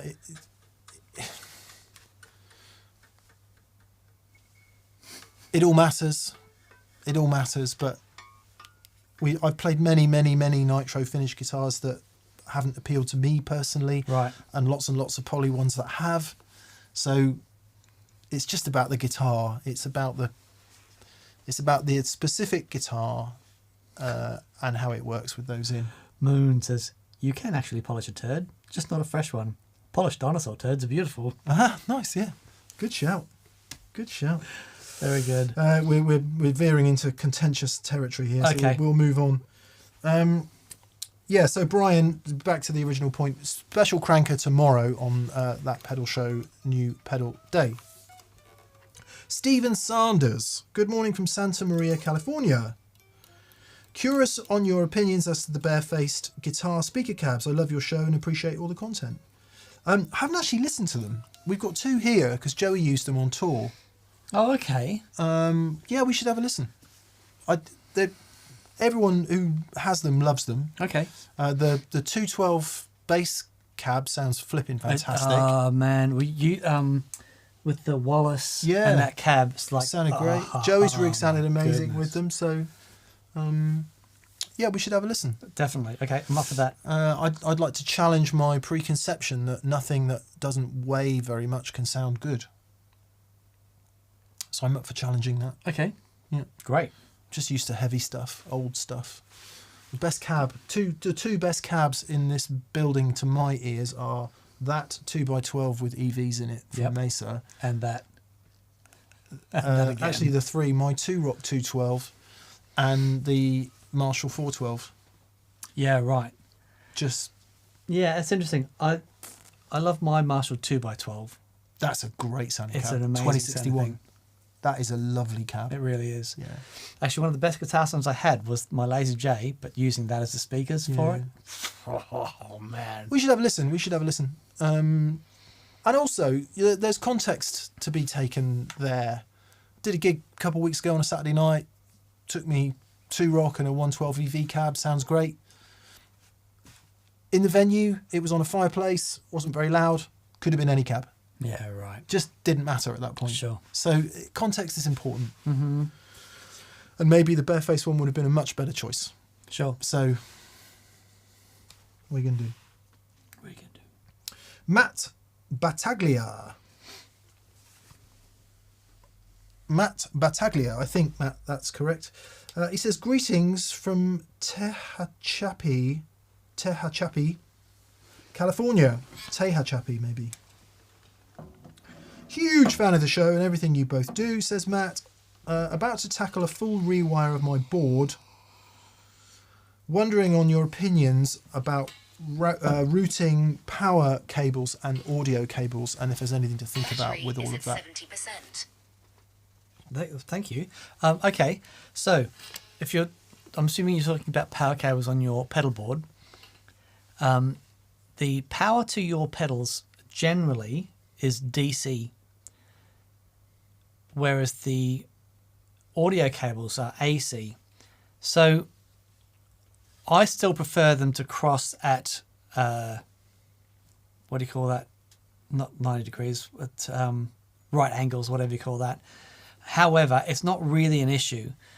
The DC won't or shouldn't cause any interference in the well shielded audio cable, but where it can cause problems is AC. So try and keep your AC lines as far away from your audio cables as possible. Boom.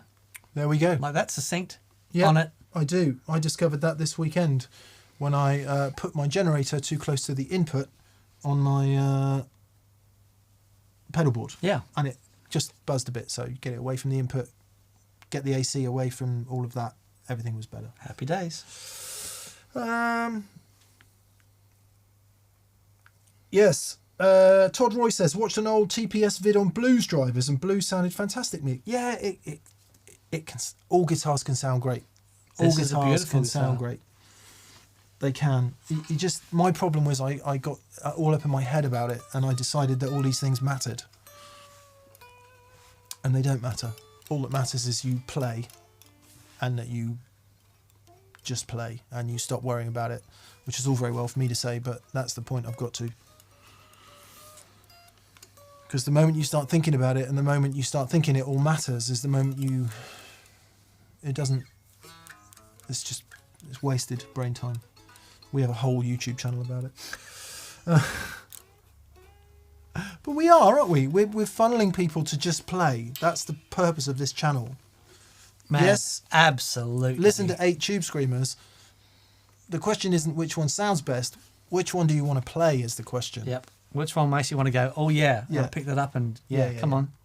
We can grow. We can grow. We can. Mickey DTI7. Mickey DTI7. I love the show. Please keep up the great work. Thank you, Mickey. Thank you, mate. I'm looking at compressors with dry blend control. Mm-hmm. Any suggestions for the best natural sounding compressor for overdrive and clean are much appreciated. Thanks and much love. My favourite new one is on the show tomorrow. I just think it sounds just glorious. It's the Empress compressor Mark II, and you can hear it tomorrow. Yep.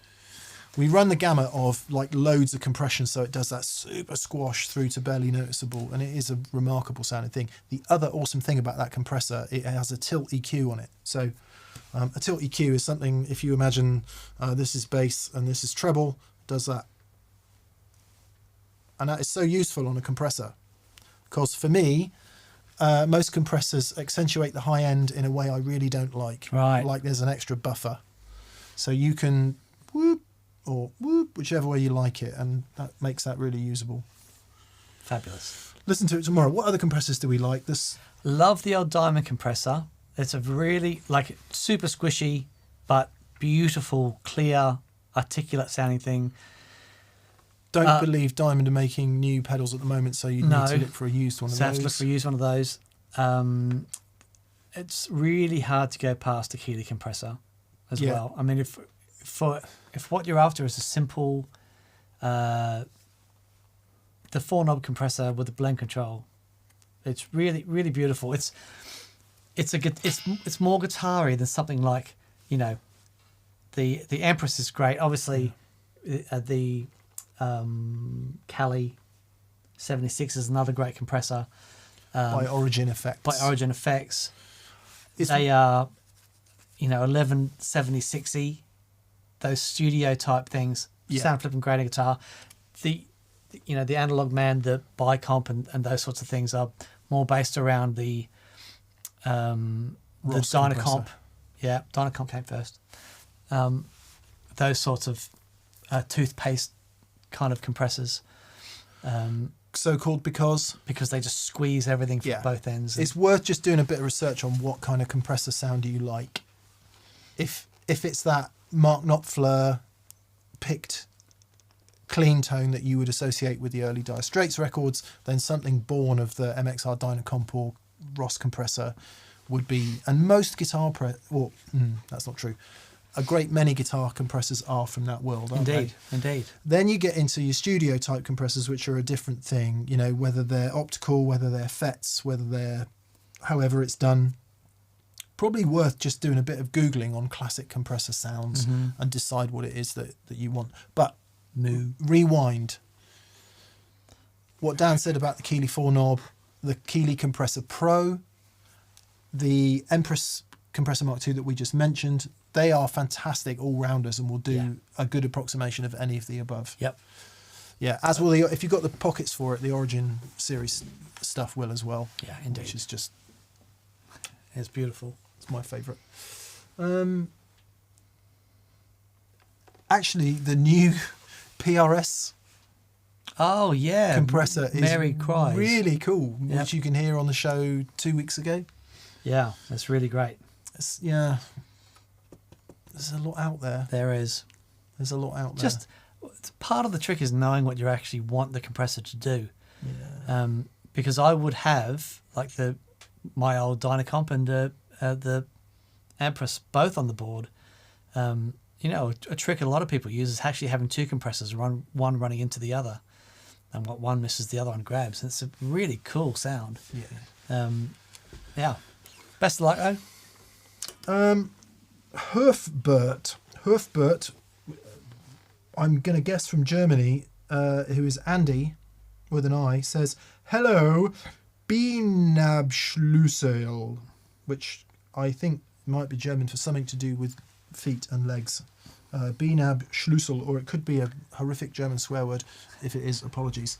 Anyway, hello to Andy. He says, "Thanks for your infotainment and enthusiasm. I decided to get a hand-wired JTM 45 clone for my 40th birthday. Oh, nice. Do you have any boost suggestions to push the amp into gain beside my clone? Stay safe and healthy," says Andy. Cheers, mate. Happy birthday. Hope it was awesome. Happy's birthdays. It depends when you talk about boost. Well, there's a couple of things. I think a really great option is a boost that Mick's actually using at the moment, which is called The Crazy Tube Circuits Super Constellation. Is that right? Yeah, I think so. Supercharger? Superconductor. There Sorry. it is. That thing is incredible, and it has a bunch of circuits of classic boosts in there. It mimics EP booster, MXR microamp, a classic Rangemaster type treble booster, and one other which I can never remember, which is like a full range FET boost, Right. I think. Oh, is it the micro amp? Yeah, I think I mentioned the microamp. Anyway, 4 distinct boost circuits. 2 of them have high and low headroom modes, so 9 and 18 volts. 2 of them have full frequency range and like a more bass cut version, if you like. So you can go from everything from quite an aggressive treble booster, which is what's going to sound really awesome into that JTM 45 if it's cranked, through to something like an EP boost or the micro amp, which you can add a bit more bottom end back in, because when the amp's quiet, it can be hard work going the full treble booster route. So I agree with Dan. If I was going to buy one, it would be the Crazy Tube Circuit Superconductor. But the only other caveat I'll put on that, again, check out the show tomorrow, because there's a pedal from Earthquaker on there called the Special Cranker. And it just sounds like an extra channel on the amp, and the way it interfaces with the amp is really beautiful. Yeah, it's very amp breaky uppy, if that's even a thing. So that Red Llama is another really beautiful boost as well. Yeah. So there's a bunch out there, but if all you want is a boost just to slam the front end of the amplifier, that Crazy Tube Circuits thing is wonderful. And versatile. The last one we'll just mention is the Thorpe Heavy Water, which is just bonkers good. Two lots of boost, one with a bit of clipping on it. It's unbelievably loud. Yeah. So it can be slightly problematic. It's less problematic if your amp is already cranked, because obviously it's just going to push it into more overdrive. So Thorpe Heavy Water, Crazy Tube Circuit Superconductor, or the Earthquaker Super Cranker, which you can hear tomorrow. You can hear all of them actually on TPS in recent months. Yeah. Great. Good luck. Good luck to Andy. Right, Josh Connett. Hi, Josh. He says, greetings from SDCA, San Diego, California.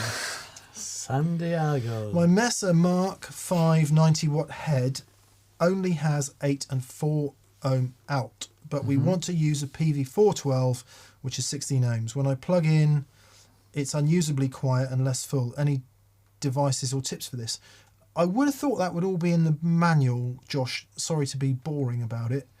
I cannot believe there's no 16 ohm option. On the amp? Yeah. Yeah. It'll be a combination of 2 jacks. Yeah. The other thing that you could do is wire the cab for 4 ohms. Because if you can wire it for 16, you can wire it for 4. You so can. Yeah, that'll do it. And what's the difference, Daniel? Louder. Series and parallel. Yep. 90, 16 ohms. I know Mesa tend to be fairly extensive about this in their user manuals. It should. Dan Brackman says, which of course means a whale's hoo-hoo. Yes, San Diego. The meaning of which has been lost over time. Doesn't that mean Saint Diego? No. Agree to disagree. I love that film.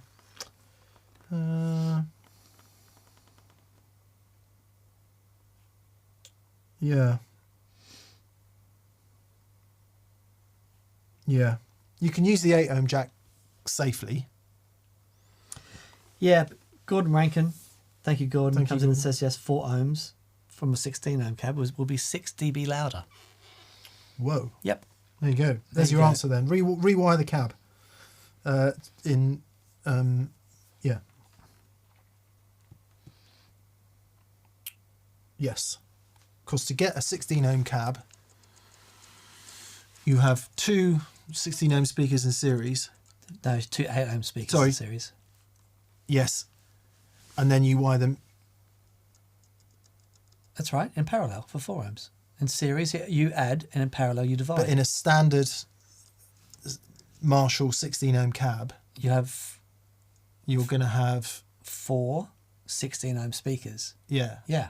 2 So in 2 in series. series and 2 in parallel. That's where I was going. There you go. Oh, I see. So you need to rewire them in, to make 4 ohms. And Yeah. you can do that. Yeah, all in parallel. Yeah. There you go. There you go. Iron Wolf 1776. I just wanted to say I really enjoyed the last 2 shows. The man has been so influential and is such a complete character when participating in interviews. I also count one of my guitars among his favourites. Paul Reed Smith. Oh, it's a day I'll never forget.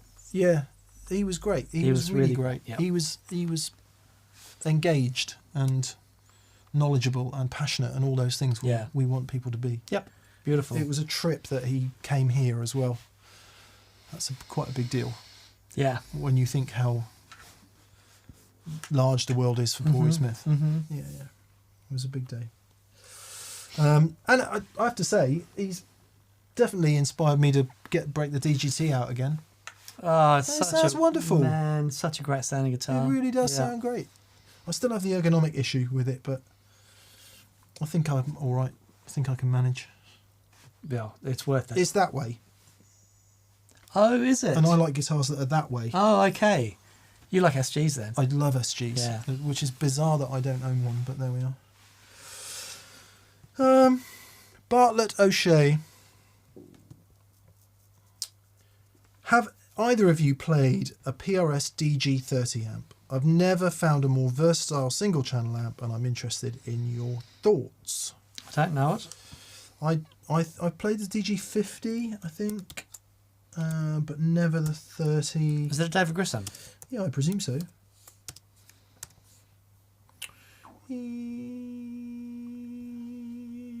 DG Custom 30 with David Grissom. Wow. Nice. So no, I haven't played it, but yeah, very interested. Okay. We'll have to get David over. EL84s. Okay. Yeah. Nice. Yeah, well, I mean, I'll just recount a very brief story. The first time I ever saw David Grissom play was at a NAMM show, and it was in one of those, in the hotels that border the NAMM show, you've got various ballrooms that have gigs on. And one night there was Lukather. Strictly Ballroom. Yeah. Story about a man with massive pants. That's very good, Dan. That's very good. There was Lukather and Grissom, and obviously both guitar playing gods. Lukather's tone I didn't like very much. He had that, whatever it was called, extra 212 cab on the bottom of his rig, and it was just all bottom and top and a bit fizzy. I didn't like it. Some people would love it, just personal opinion. Grissom, he had his McCarthy into a plexi, and it was dimed, and it was everything from just over the top. What's the matter now? No, I'm enjoying the story. I thought there was another joke. No, I'm done. I think I've done my quota for tonight. And all off the guitar. My point of telling the story is it doesn't surprise me that the DG30 is a hugely versatile amp, because Grissom is that guy, isn't he? He's that guy. Yeah. Turn the amp up to patent pending, use the guitar volume control for the rest. And we love him for it. Yeah. Some of my favourite stuff from his is that there's some live recordings of Storyville. Yeah. Oh man. Yeah, the live record. Yeah. Unreal. It's a wonderful, wonderful sound. Unreal. And the other David, whose name I always forget, but two Davids playing guitar on that record. Good on you, Bartlett. It would be nice to hear one of those someday. F1 Sniper. Hi DNM, I'm sending a time machine and 2 Access All Areas concert tickets to any show in history. What show and where would you watch it from, says Scott. Okay, so we can go any concert in history. Where would you watch it from? I'd be in the venue, I would hope, but is that what you mean? Yeah, so what's your gig then, Dan?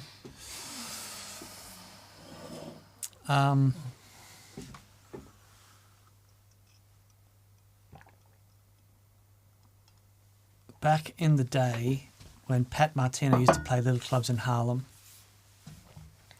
and Joe Pesci used to go and hang out there. Really? Because they were really good friends, and Joe Pesci's a great guitar player and used to love going to watch Pat. Is he really? Yeah. Who'd have thunk it? And I would be there. Yeah. That would be, I mean, apart from all the other, I never saw Crowded House with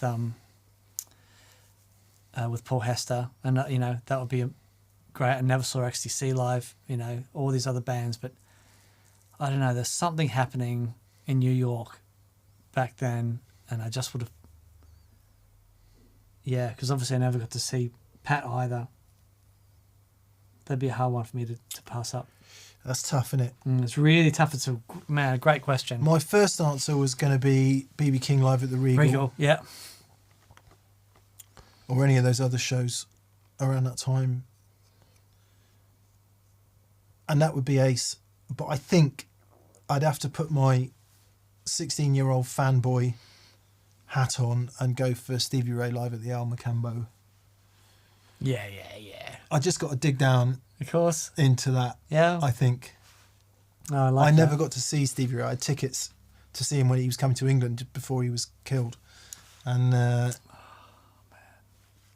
so yeah, I think it would be Stevie Ray live at the El Macambo, or any good Stevie gig. I'm only saying live at the El Macambo because I've watched it on DVD about 18 million times. But it doesn't get better than that. It just doesn't. It's he's utterly on fire. Incredible. Yeah, I mean, incredible. Not literally on fire. That would be bad. Danielle Williams says Nirvana Reading Festival. My wife was there. Yeah. Very cool. I'd want to see him somewhere smaller than that. I always dislike festival gigs because the sound's always so rubbish. Okay. Yeah, no, my wife was there, and indoors. Does she remember it?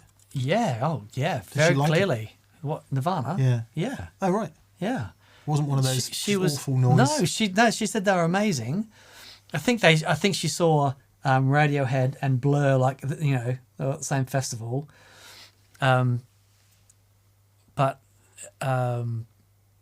Kurt was on the phone to Courtney at the gig and says, It's Courtney's birthday. Everyone say happy birthday, Courtney, Ah, no and all way. that stuff. Yeah. Wyatt Louth. You didn't say what yours was, Scott, by the way. So maybe we'll learn that in the comments. Wyatt Louth says, "Dear Sweet Feets." That's pretty funny. "I'm thinking about buying a Gibson 335. Never owned a Gibson and have very limited experience playing them. Do you have any tips or things to look out for? I'm a Strat player for reference. Thank you." Over to you, sir. I think you'll get on with a 335 easier than you will a Les Paul as a Strat player. I think the tone is more similar, whereas a Les Paul's completely different, and ergonomically as well. Even though a 325 is like a crazy big guitar, the way it sits on the body, I would buy a used Memphis one if you can. They are consistently my favourite. They're wonderful.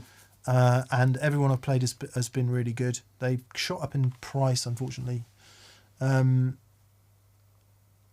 then, so, oh God, where do we start? The classic era 335s are the ones 58 to like 63, 62, dot neck, Mickey Mouse ears, the rounder ears, and then at some point around then, I don't know whether it was 63 or 64, somewhere around then, you go to block inlays and the more pointy horns. Oh yeah. And that's the Clapton guitar. So if you're a Clapton fan, definitely look for a block inlay, Chuck Berry, BB King's, Lucille, even though it was a 355. Actually, that's a good question. That's a different kettle of fish. 345 split parallelograms, 355 blocks, but if we're talking about 335s, start with dots, they move to blocks, and the 64 cream era one cherry, if that's your bag, go with that. Personally, I'm a fan of the dots. The neck shapes, as with all Gibsons of the period, fatter 58, 59, slimmer 60, 61. This is important. I know you're not going to be buying a vintage one. This is important because they sort of took a stab at it with most of the reissues. Like the neck on my 58 reissue is massive. My friend Neville has had a 63. It was much smaller, and he's just got a 61, which is lovely. So after that, it depends. And then after that, you know, typical Gibson, who knows? They changed markedly through the 70s, got back to some sort of semblance of reissue type in the 80s, and they vary massively, even though they're a bit like Strats and Tellys, even though they're the same shape and ostensibly the same guitar, they do vary massively. Personally, my favourite ones have consistently been the Memphis-made ones, and if you can get one with the VOS finish, which is not a relic, but it's just not like shiny, that's the one I would go for. They've great resale value if you don't get on with it, and if you buy it used, you won't lose on it. So that's what I would go for. Nice. And then It's an extraordinary guitar. That the thing. common models are usually a 59, and the 59 has a bound fingerboard and dots. 63 has a bound fingerboard and block inlays and the more pointed ears. What's that one? 58. 58. This is slightly unusual, Right. a slight anomaly. They didn't make very many of these. Okay. If I was buying one, I'd look out for the Rusty Anderson Signature 335 in blonde. Nice. I love this guitar. It's an amazing guitar. I'm going to change the pickups, but I'm kind of in two minds about it, because there are days when I love them and days where I'm like, too dark. So yeah.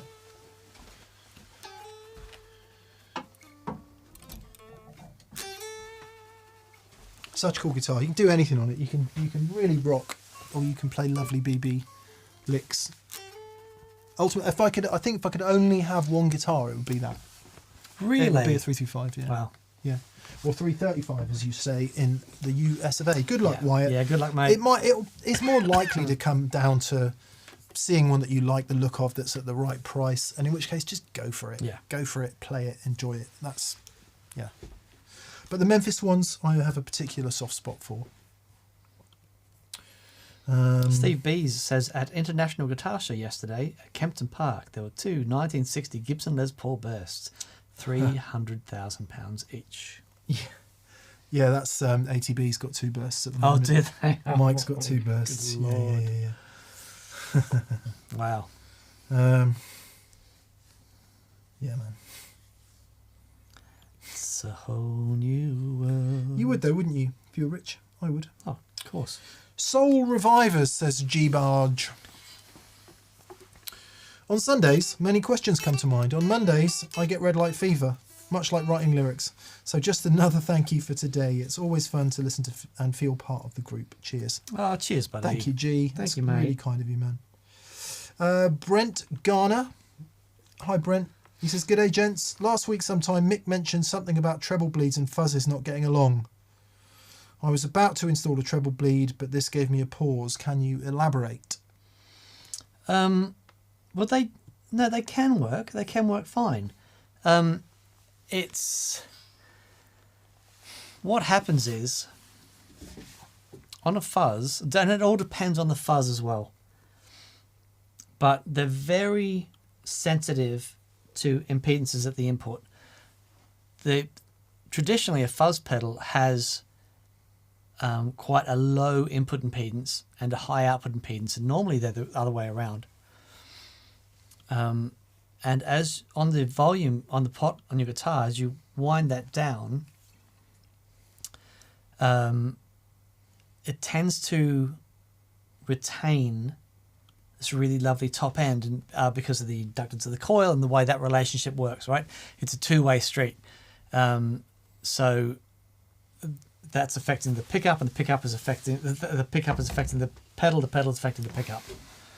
With a treble bleed on there, as you turn it back, you're still lowering the output, changing the impedance from the output of the guitar into the input of the pedal, but you're also leaving all the top end frequencies in place, depending on the value of the capacitor and any other shenanigans that you have around it, resistors and stuff. So some people, and depending on the fuzz, might find that a little bit too harsh. It can sound great. Yeah. Like Andy Timmons, his fuzz turned down sounds flippant amazing. He doesn't use a fuzz face though. No, but he's got what was he using? He was using the Mythos, which isn't the fuzz face. So try it. Putting a treble bleed mod on the guitar it's not a big deal to try. It's very not a big easy deal. to It's very put it in reverse. Exactly. Everything Dan just said is right. I'll try and explain it from a tone point of view.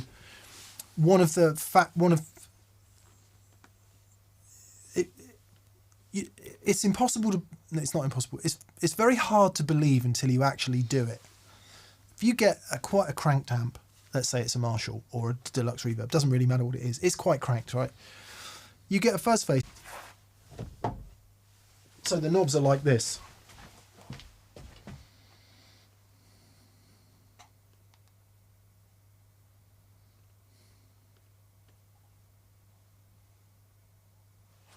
I don't know if you can actually see the decals, but you go all the way up to 10 and then you just go back a little bit. It is the most god-awful, messy, flubby, noisy, beautiful disaster when the guitar's turned up to 10, the Strat, standard Strat, wiring, no gimmicks or anything. You turn that guitar down to 7 or 6, it cleans up, it is glassy, it's trebly, it's bright, there's not much bass.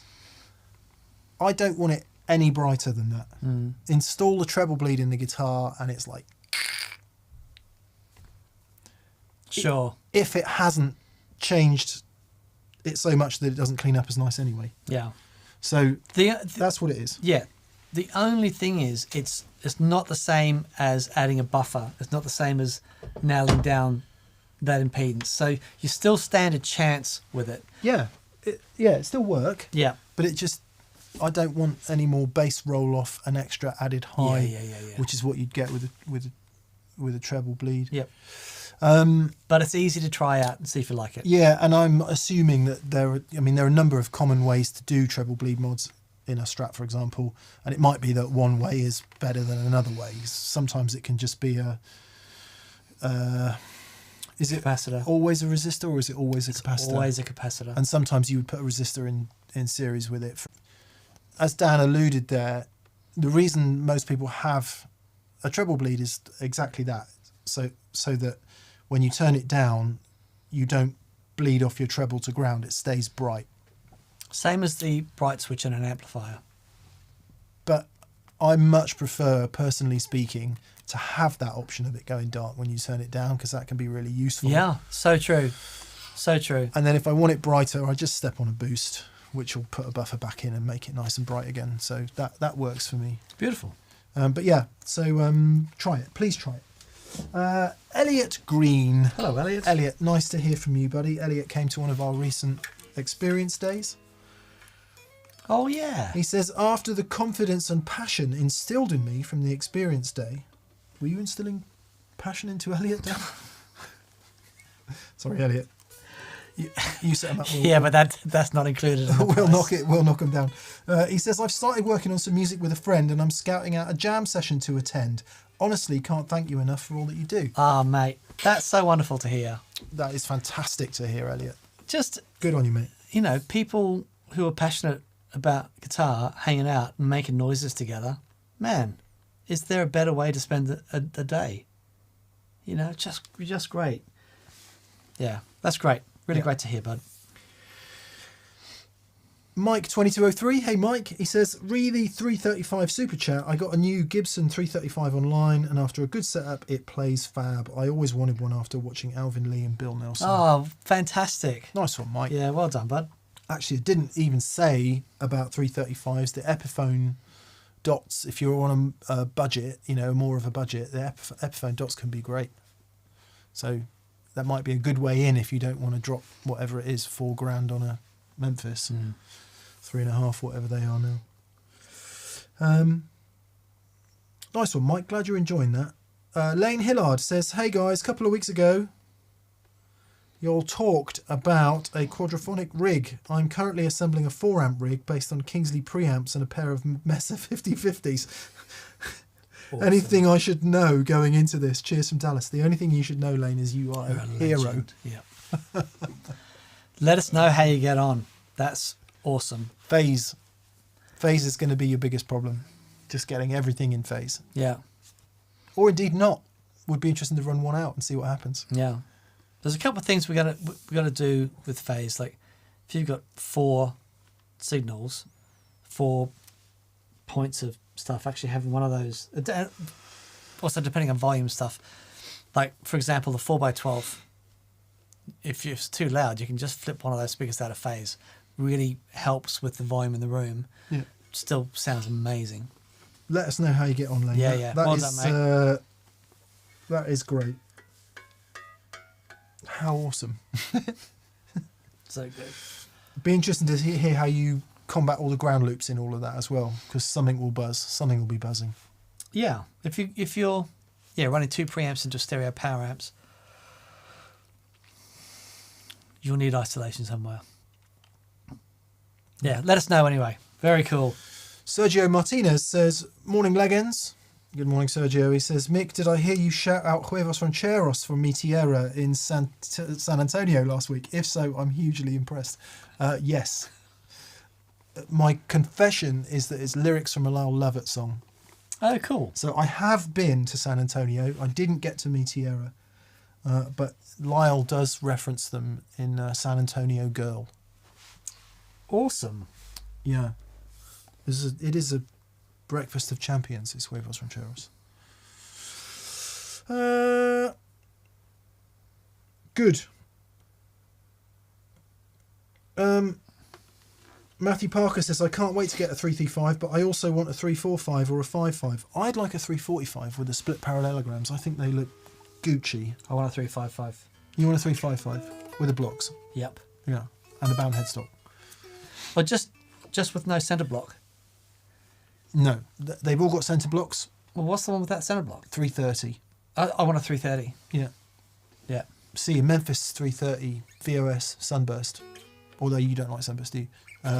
They did a black one, maybe. Ha ha. I think. Yeah. Count me in. Yeah. Did they do a black one? Definitely did a red one. Definitely did a natural one. The natural one. Such a great guitar. Okay, I'm getting all emotional. It is emotional. Dan, I heard. We'll finish off this week with some context. As you know, I'm a big fan of Eckhart Tolle. Yeah. And I've been listening to Eckhart every day for the past few weeks to get my brain straight. You like space and stuff, don't you? I do. You will know this then, or you might know this, and you out there might know this. I've had to write this down because I didn't believe it. Eckhart said it, and I didn't believe it so much You've done your own research. that I had to ask Mr. Google, Okay. and Mr. Google confirmed it. How long does it take for light to travel from the moon to the Earth? Oh, I'll give you a clue. it's like a second or something? It is. It's 1.3 seconds. Right, okay, there you go. How long does it take for light to travel from the sun to the Earth? 8 minutes. 8 minutes. Yep. Correct. Yep. How long does it take for light to travel from Proxima Centauri, which is the closest star to the sun, to the Earth? It's like, is it 2,000 light years? No, it's 4.2 years. Oh, 4 years, okay. Okay. Yeah. Right. Let's keep it in years. Yeah, sorry. So the moon, one second. Second. The sun, 8 minutes. Proxima Centauri, which is the closest star to the sun, 4.2 years. Okay. Right? What about the Andromeda Galaxy, No idea. which is like the next galaxy? Right. 2.25 million years. So when we're observing the Andromeda Galaxy, The light you're seeing is it's 2 million years ago. Yeah, I know. It's just wonderful. So if you're isn't it? worrying about what strap pickups to choose this week, just think about that for a second. Because Eckhart talks a lot about thing and no thing. Right. He says we're all obsessed with thing, right? And we all attach ourselves to things and we become identified with it. He says there's so much more no thing than there is thing. Sure. You should think about no thing and attach yourself to that, I like that. because it is timeless and it is the infinite unmanifested, and I like it. Anyway, there you go. Lots of people will be laughing. Those of you into your astronomy will be laughing because none of this is new information, and there's shit that's like way further away than that. But I mean, I guess it's maths, isn't it? That's how they measure it. It's maths. Yeah. Maths, baby. So we're going to assume the maths is correct. Good.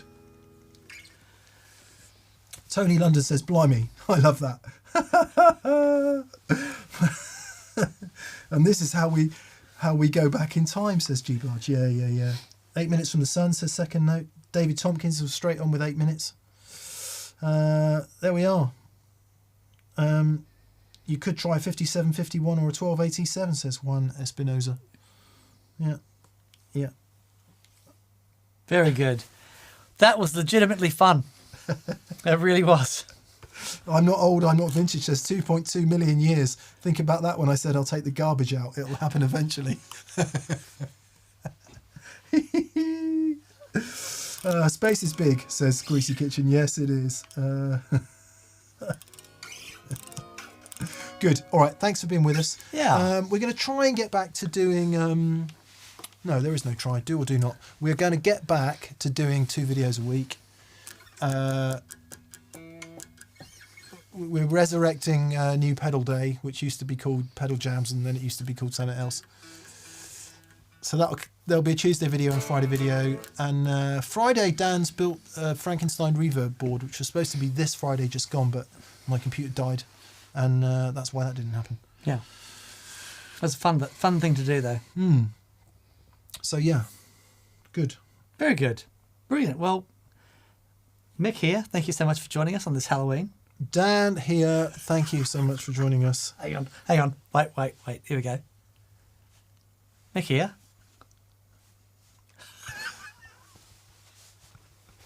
Where am I? Dan here. Who are you?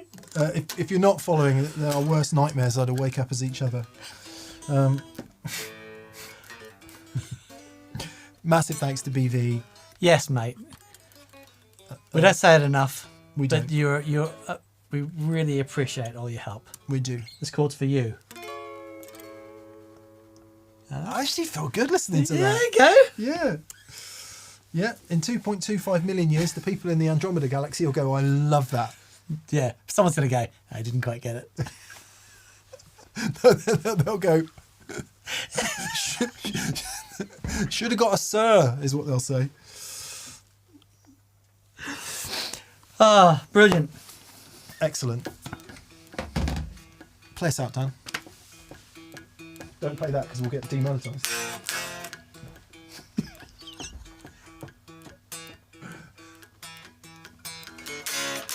That's the Slayer Eatles. Bye.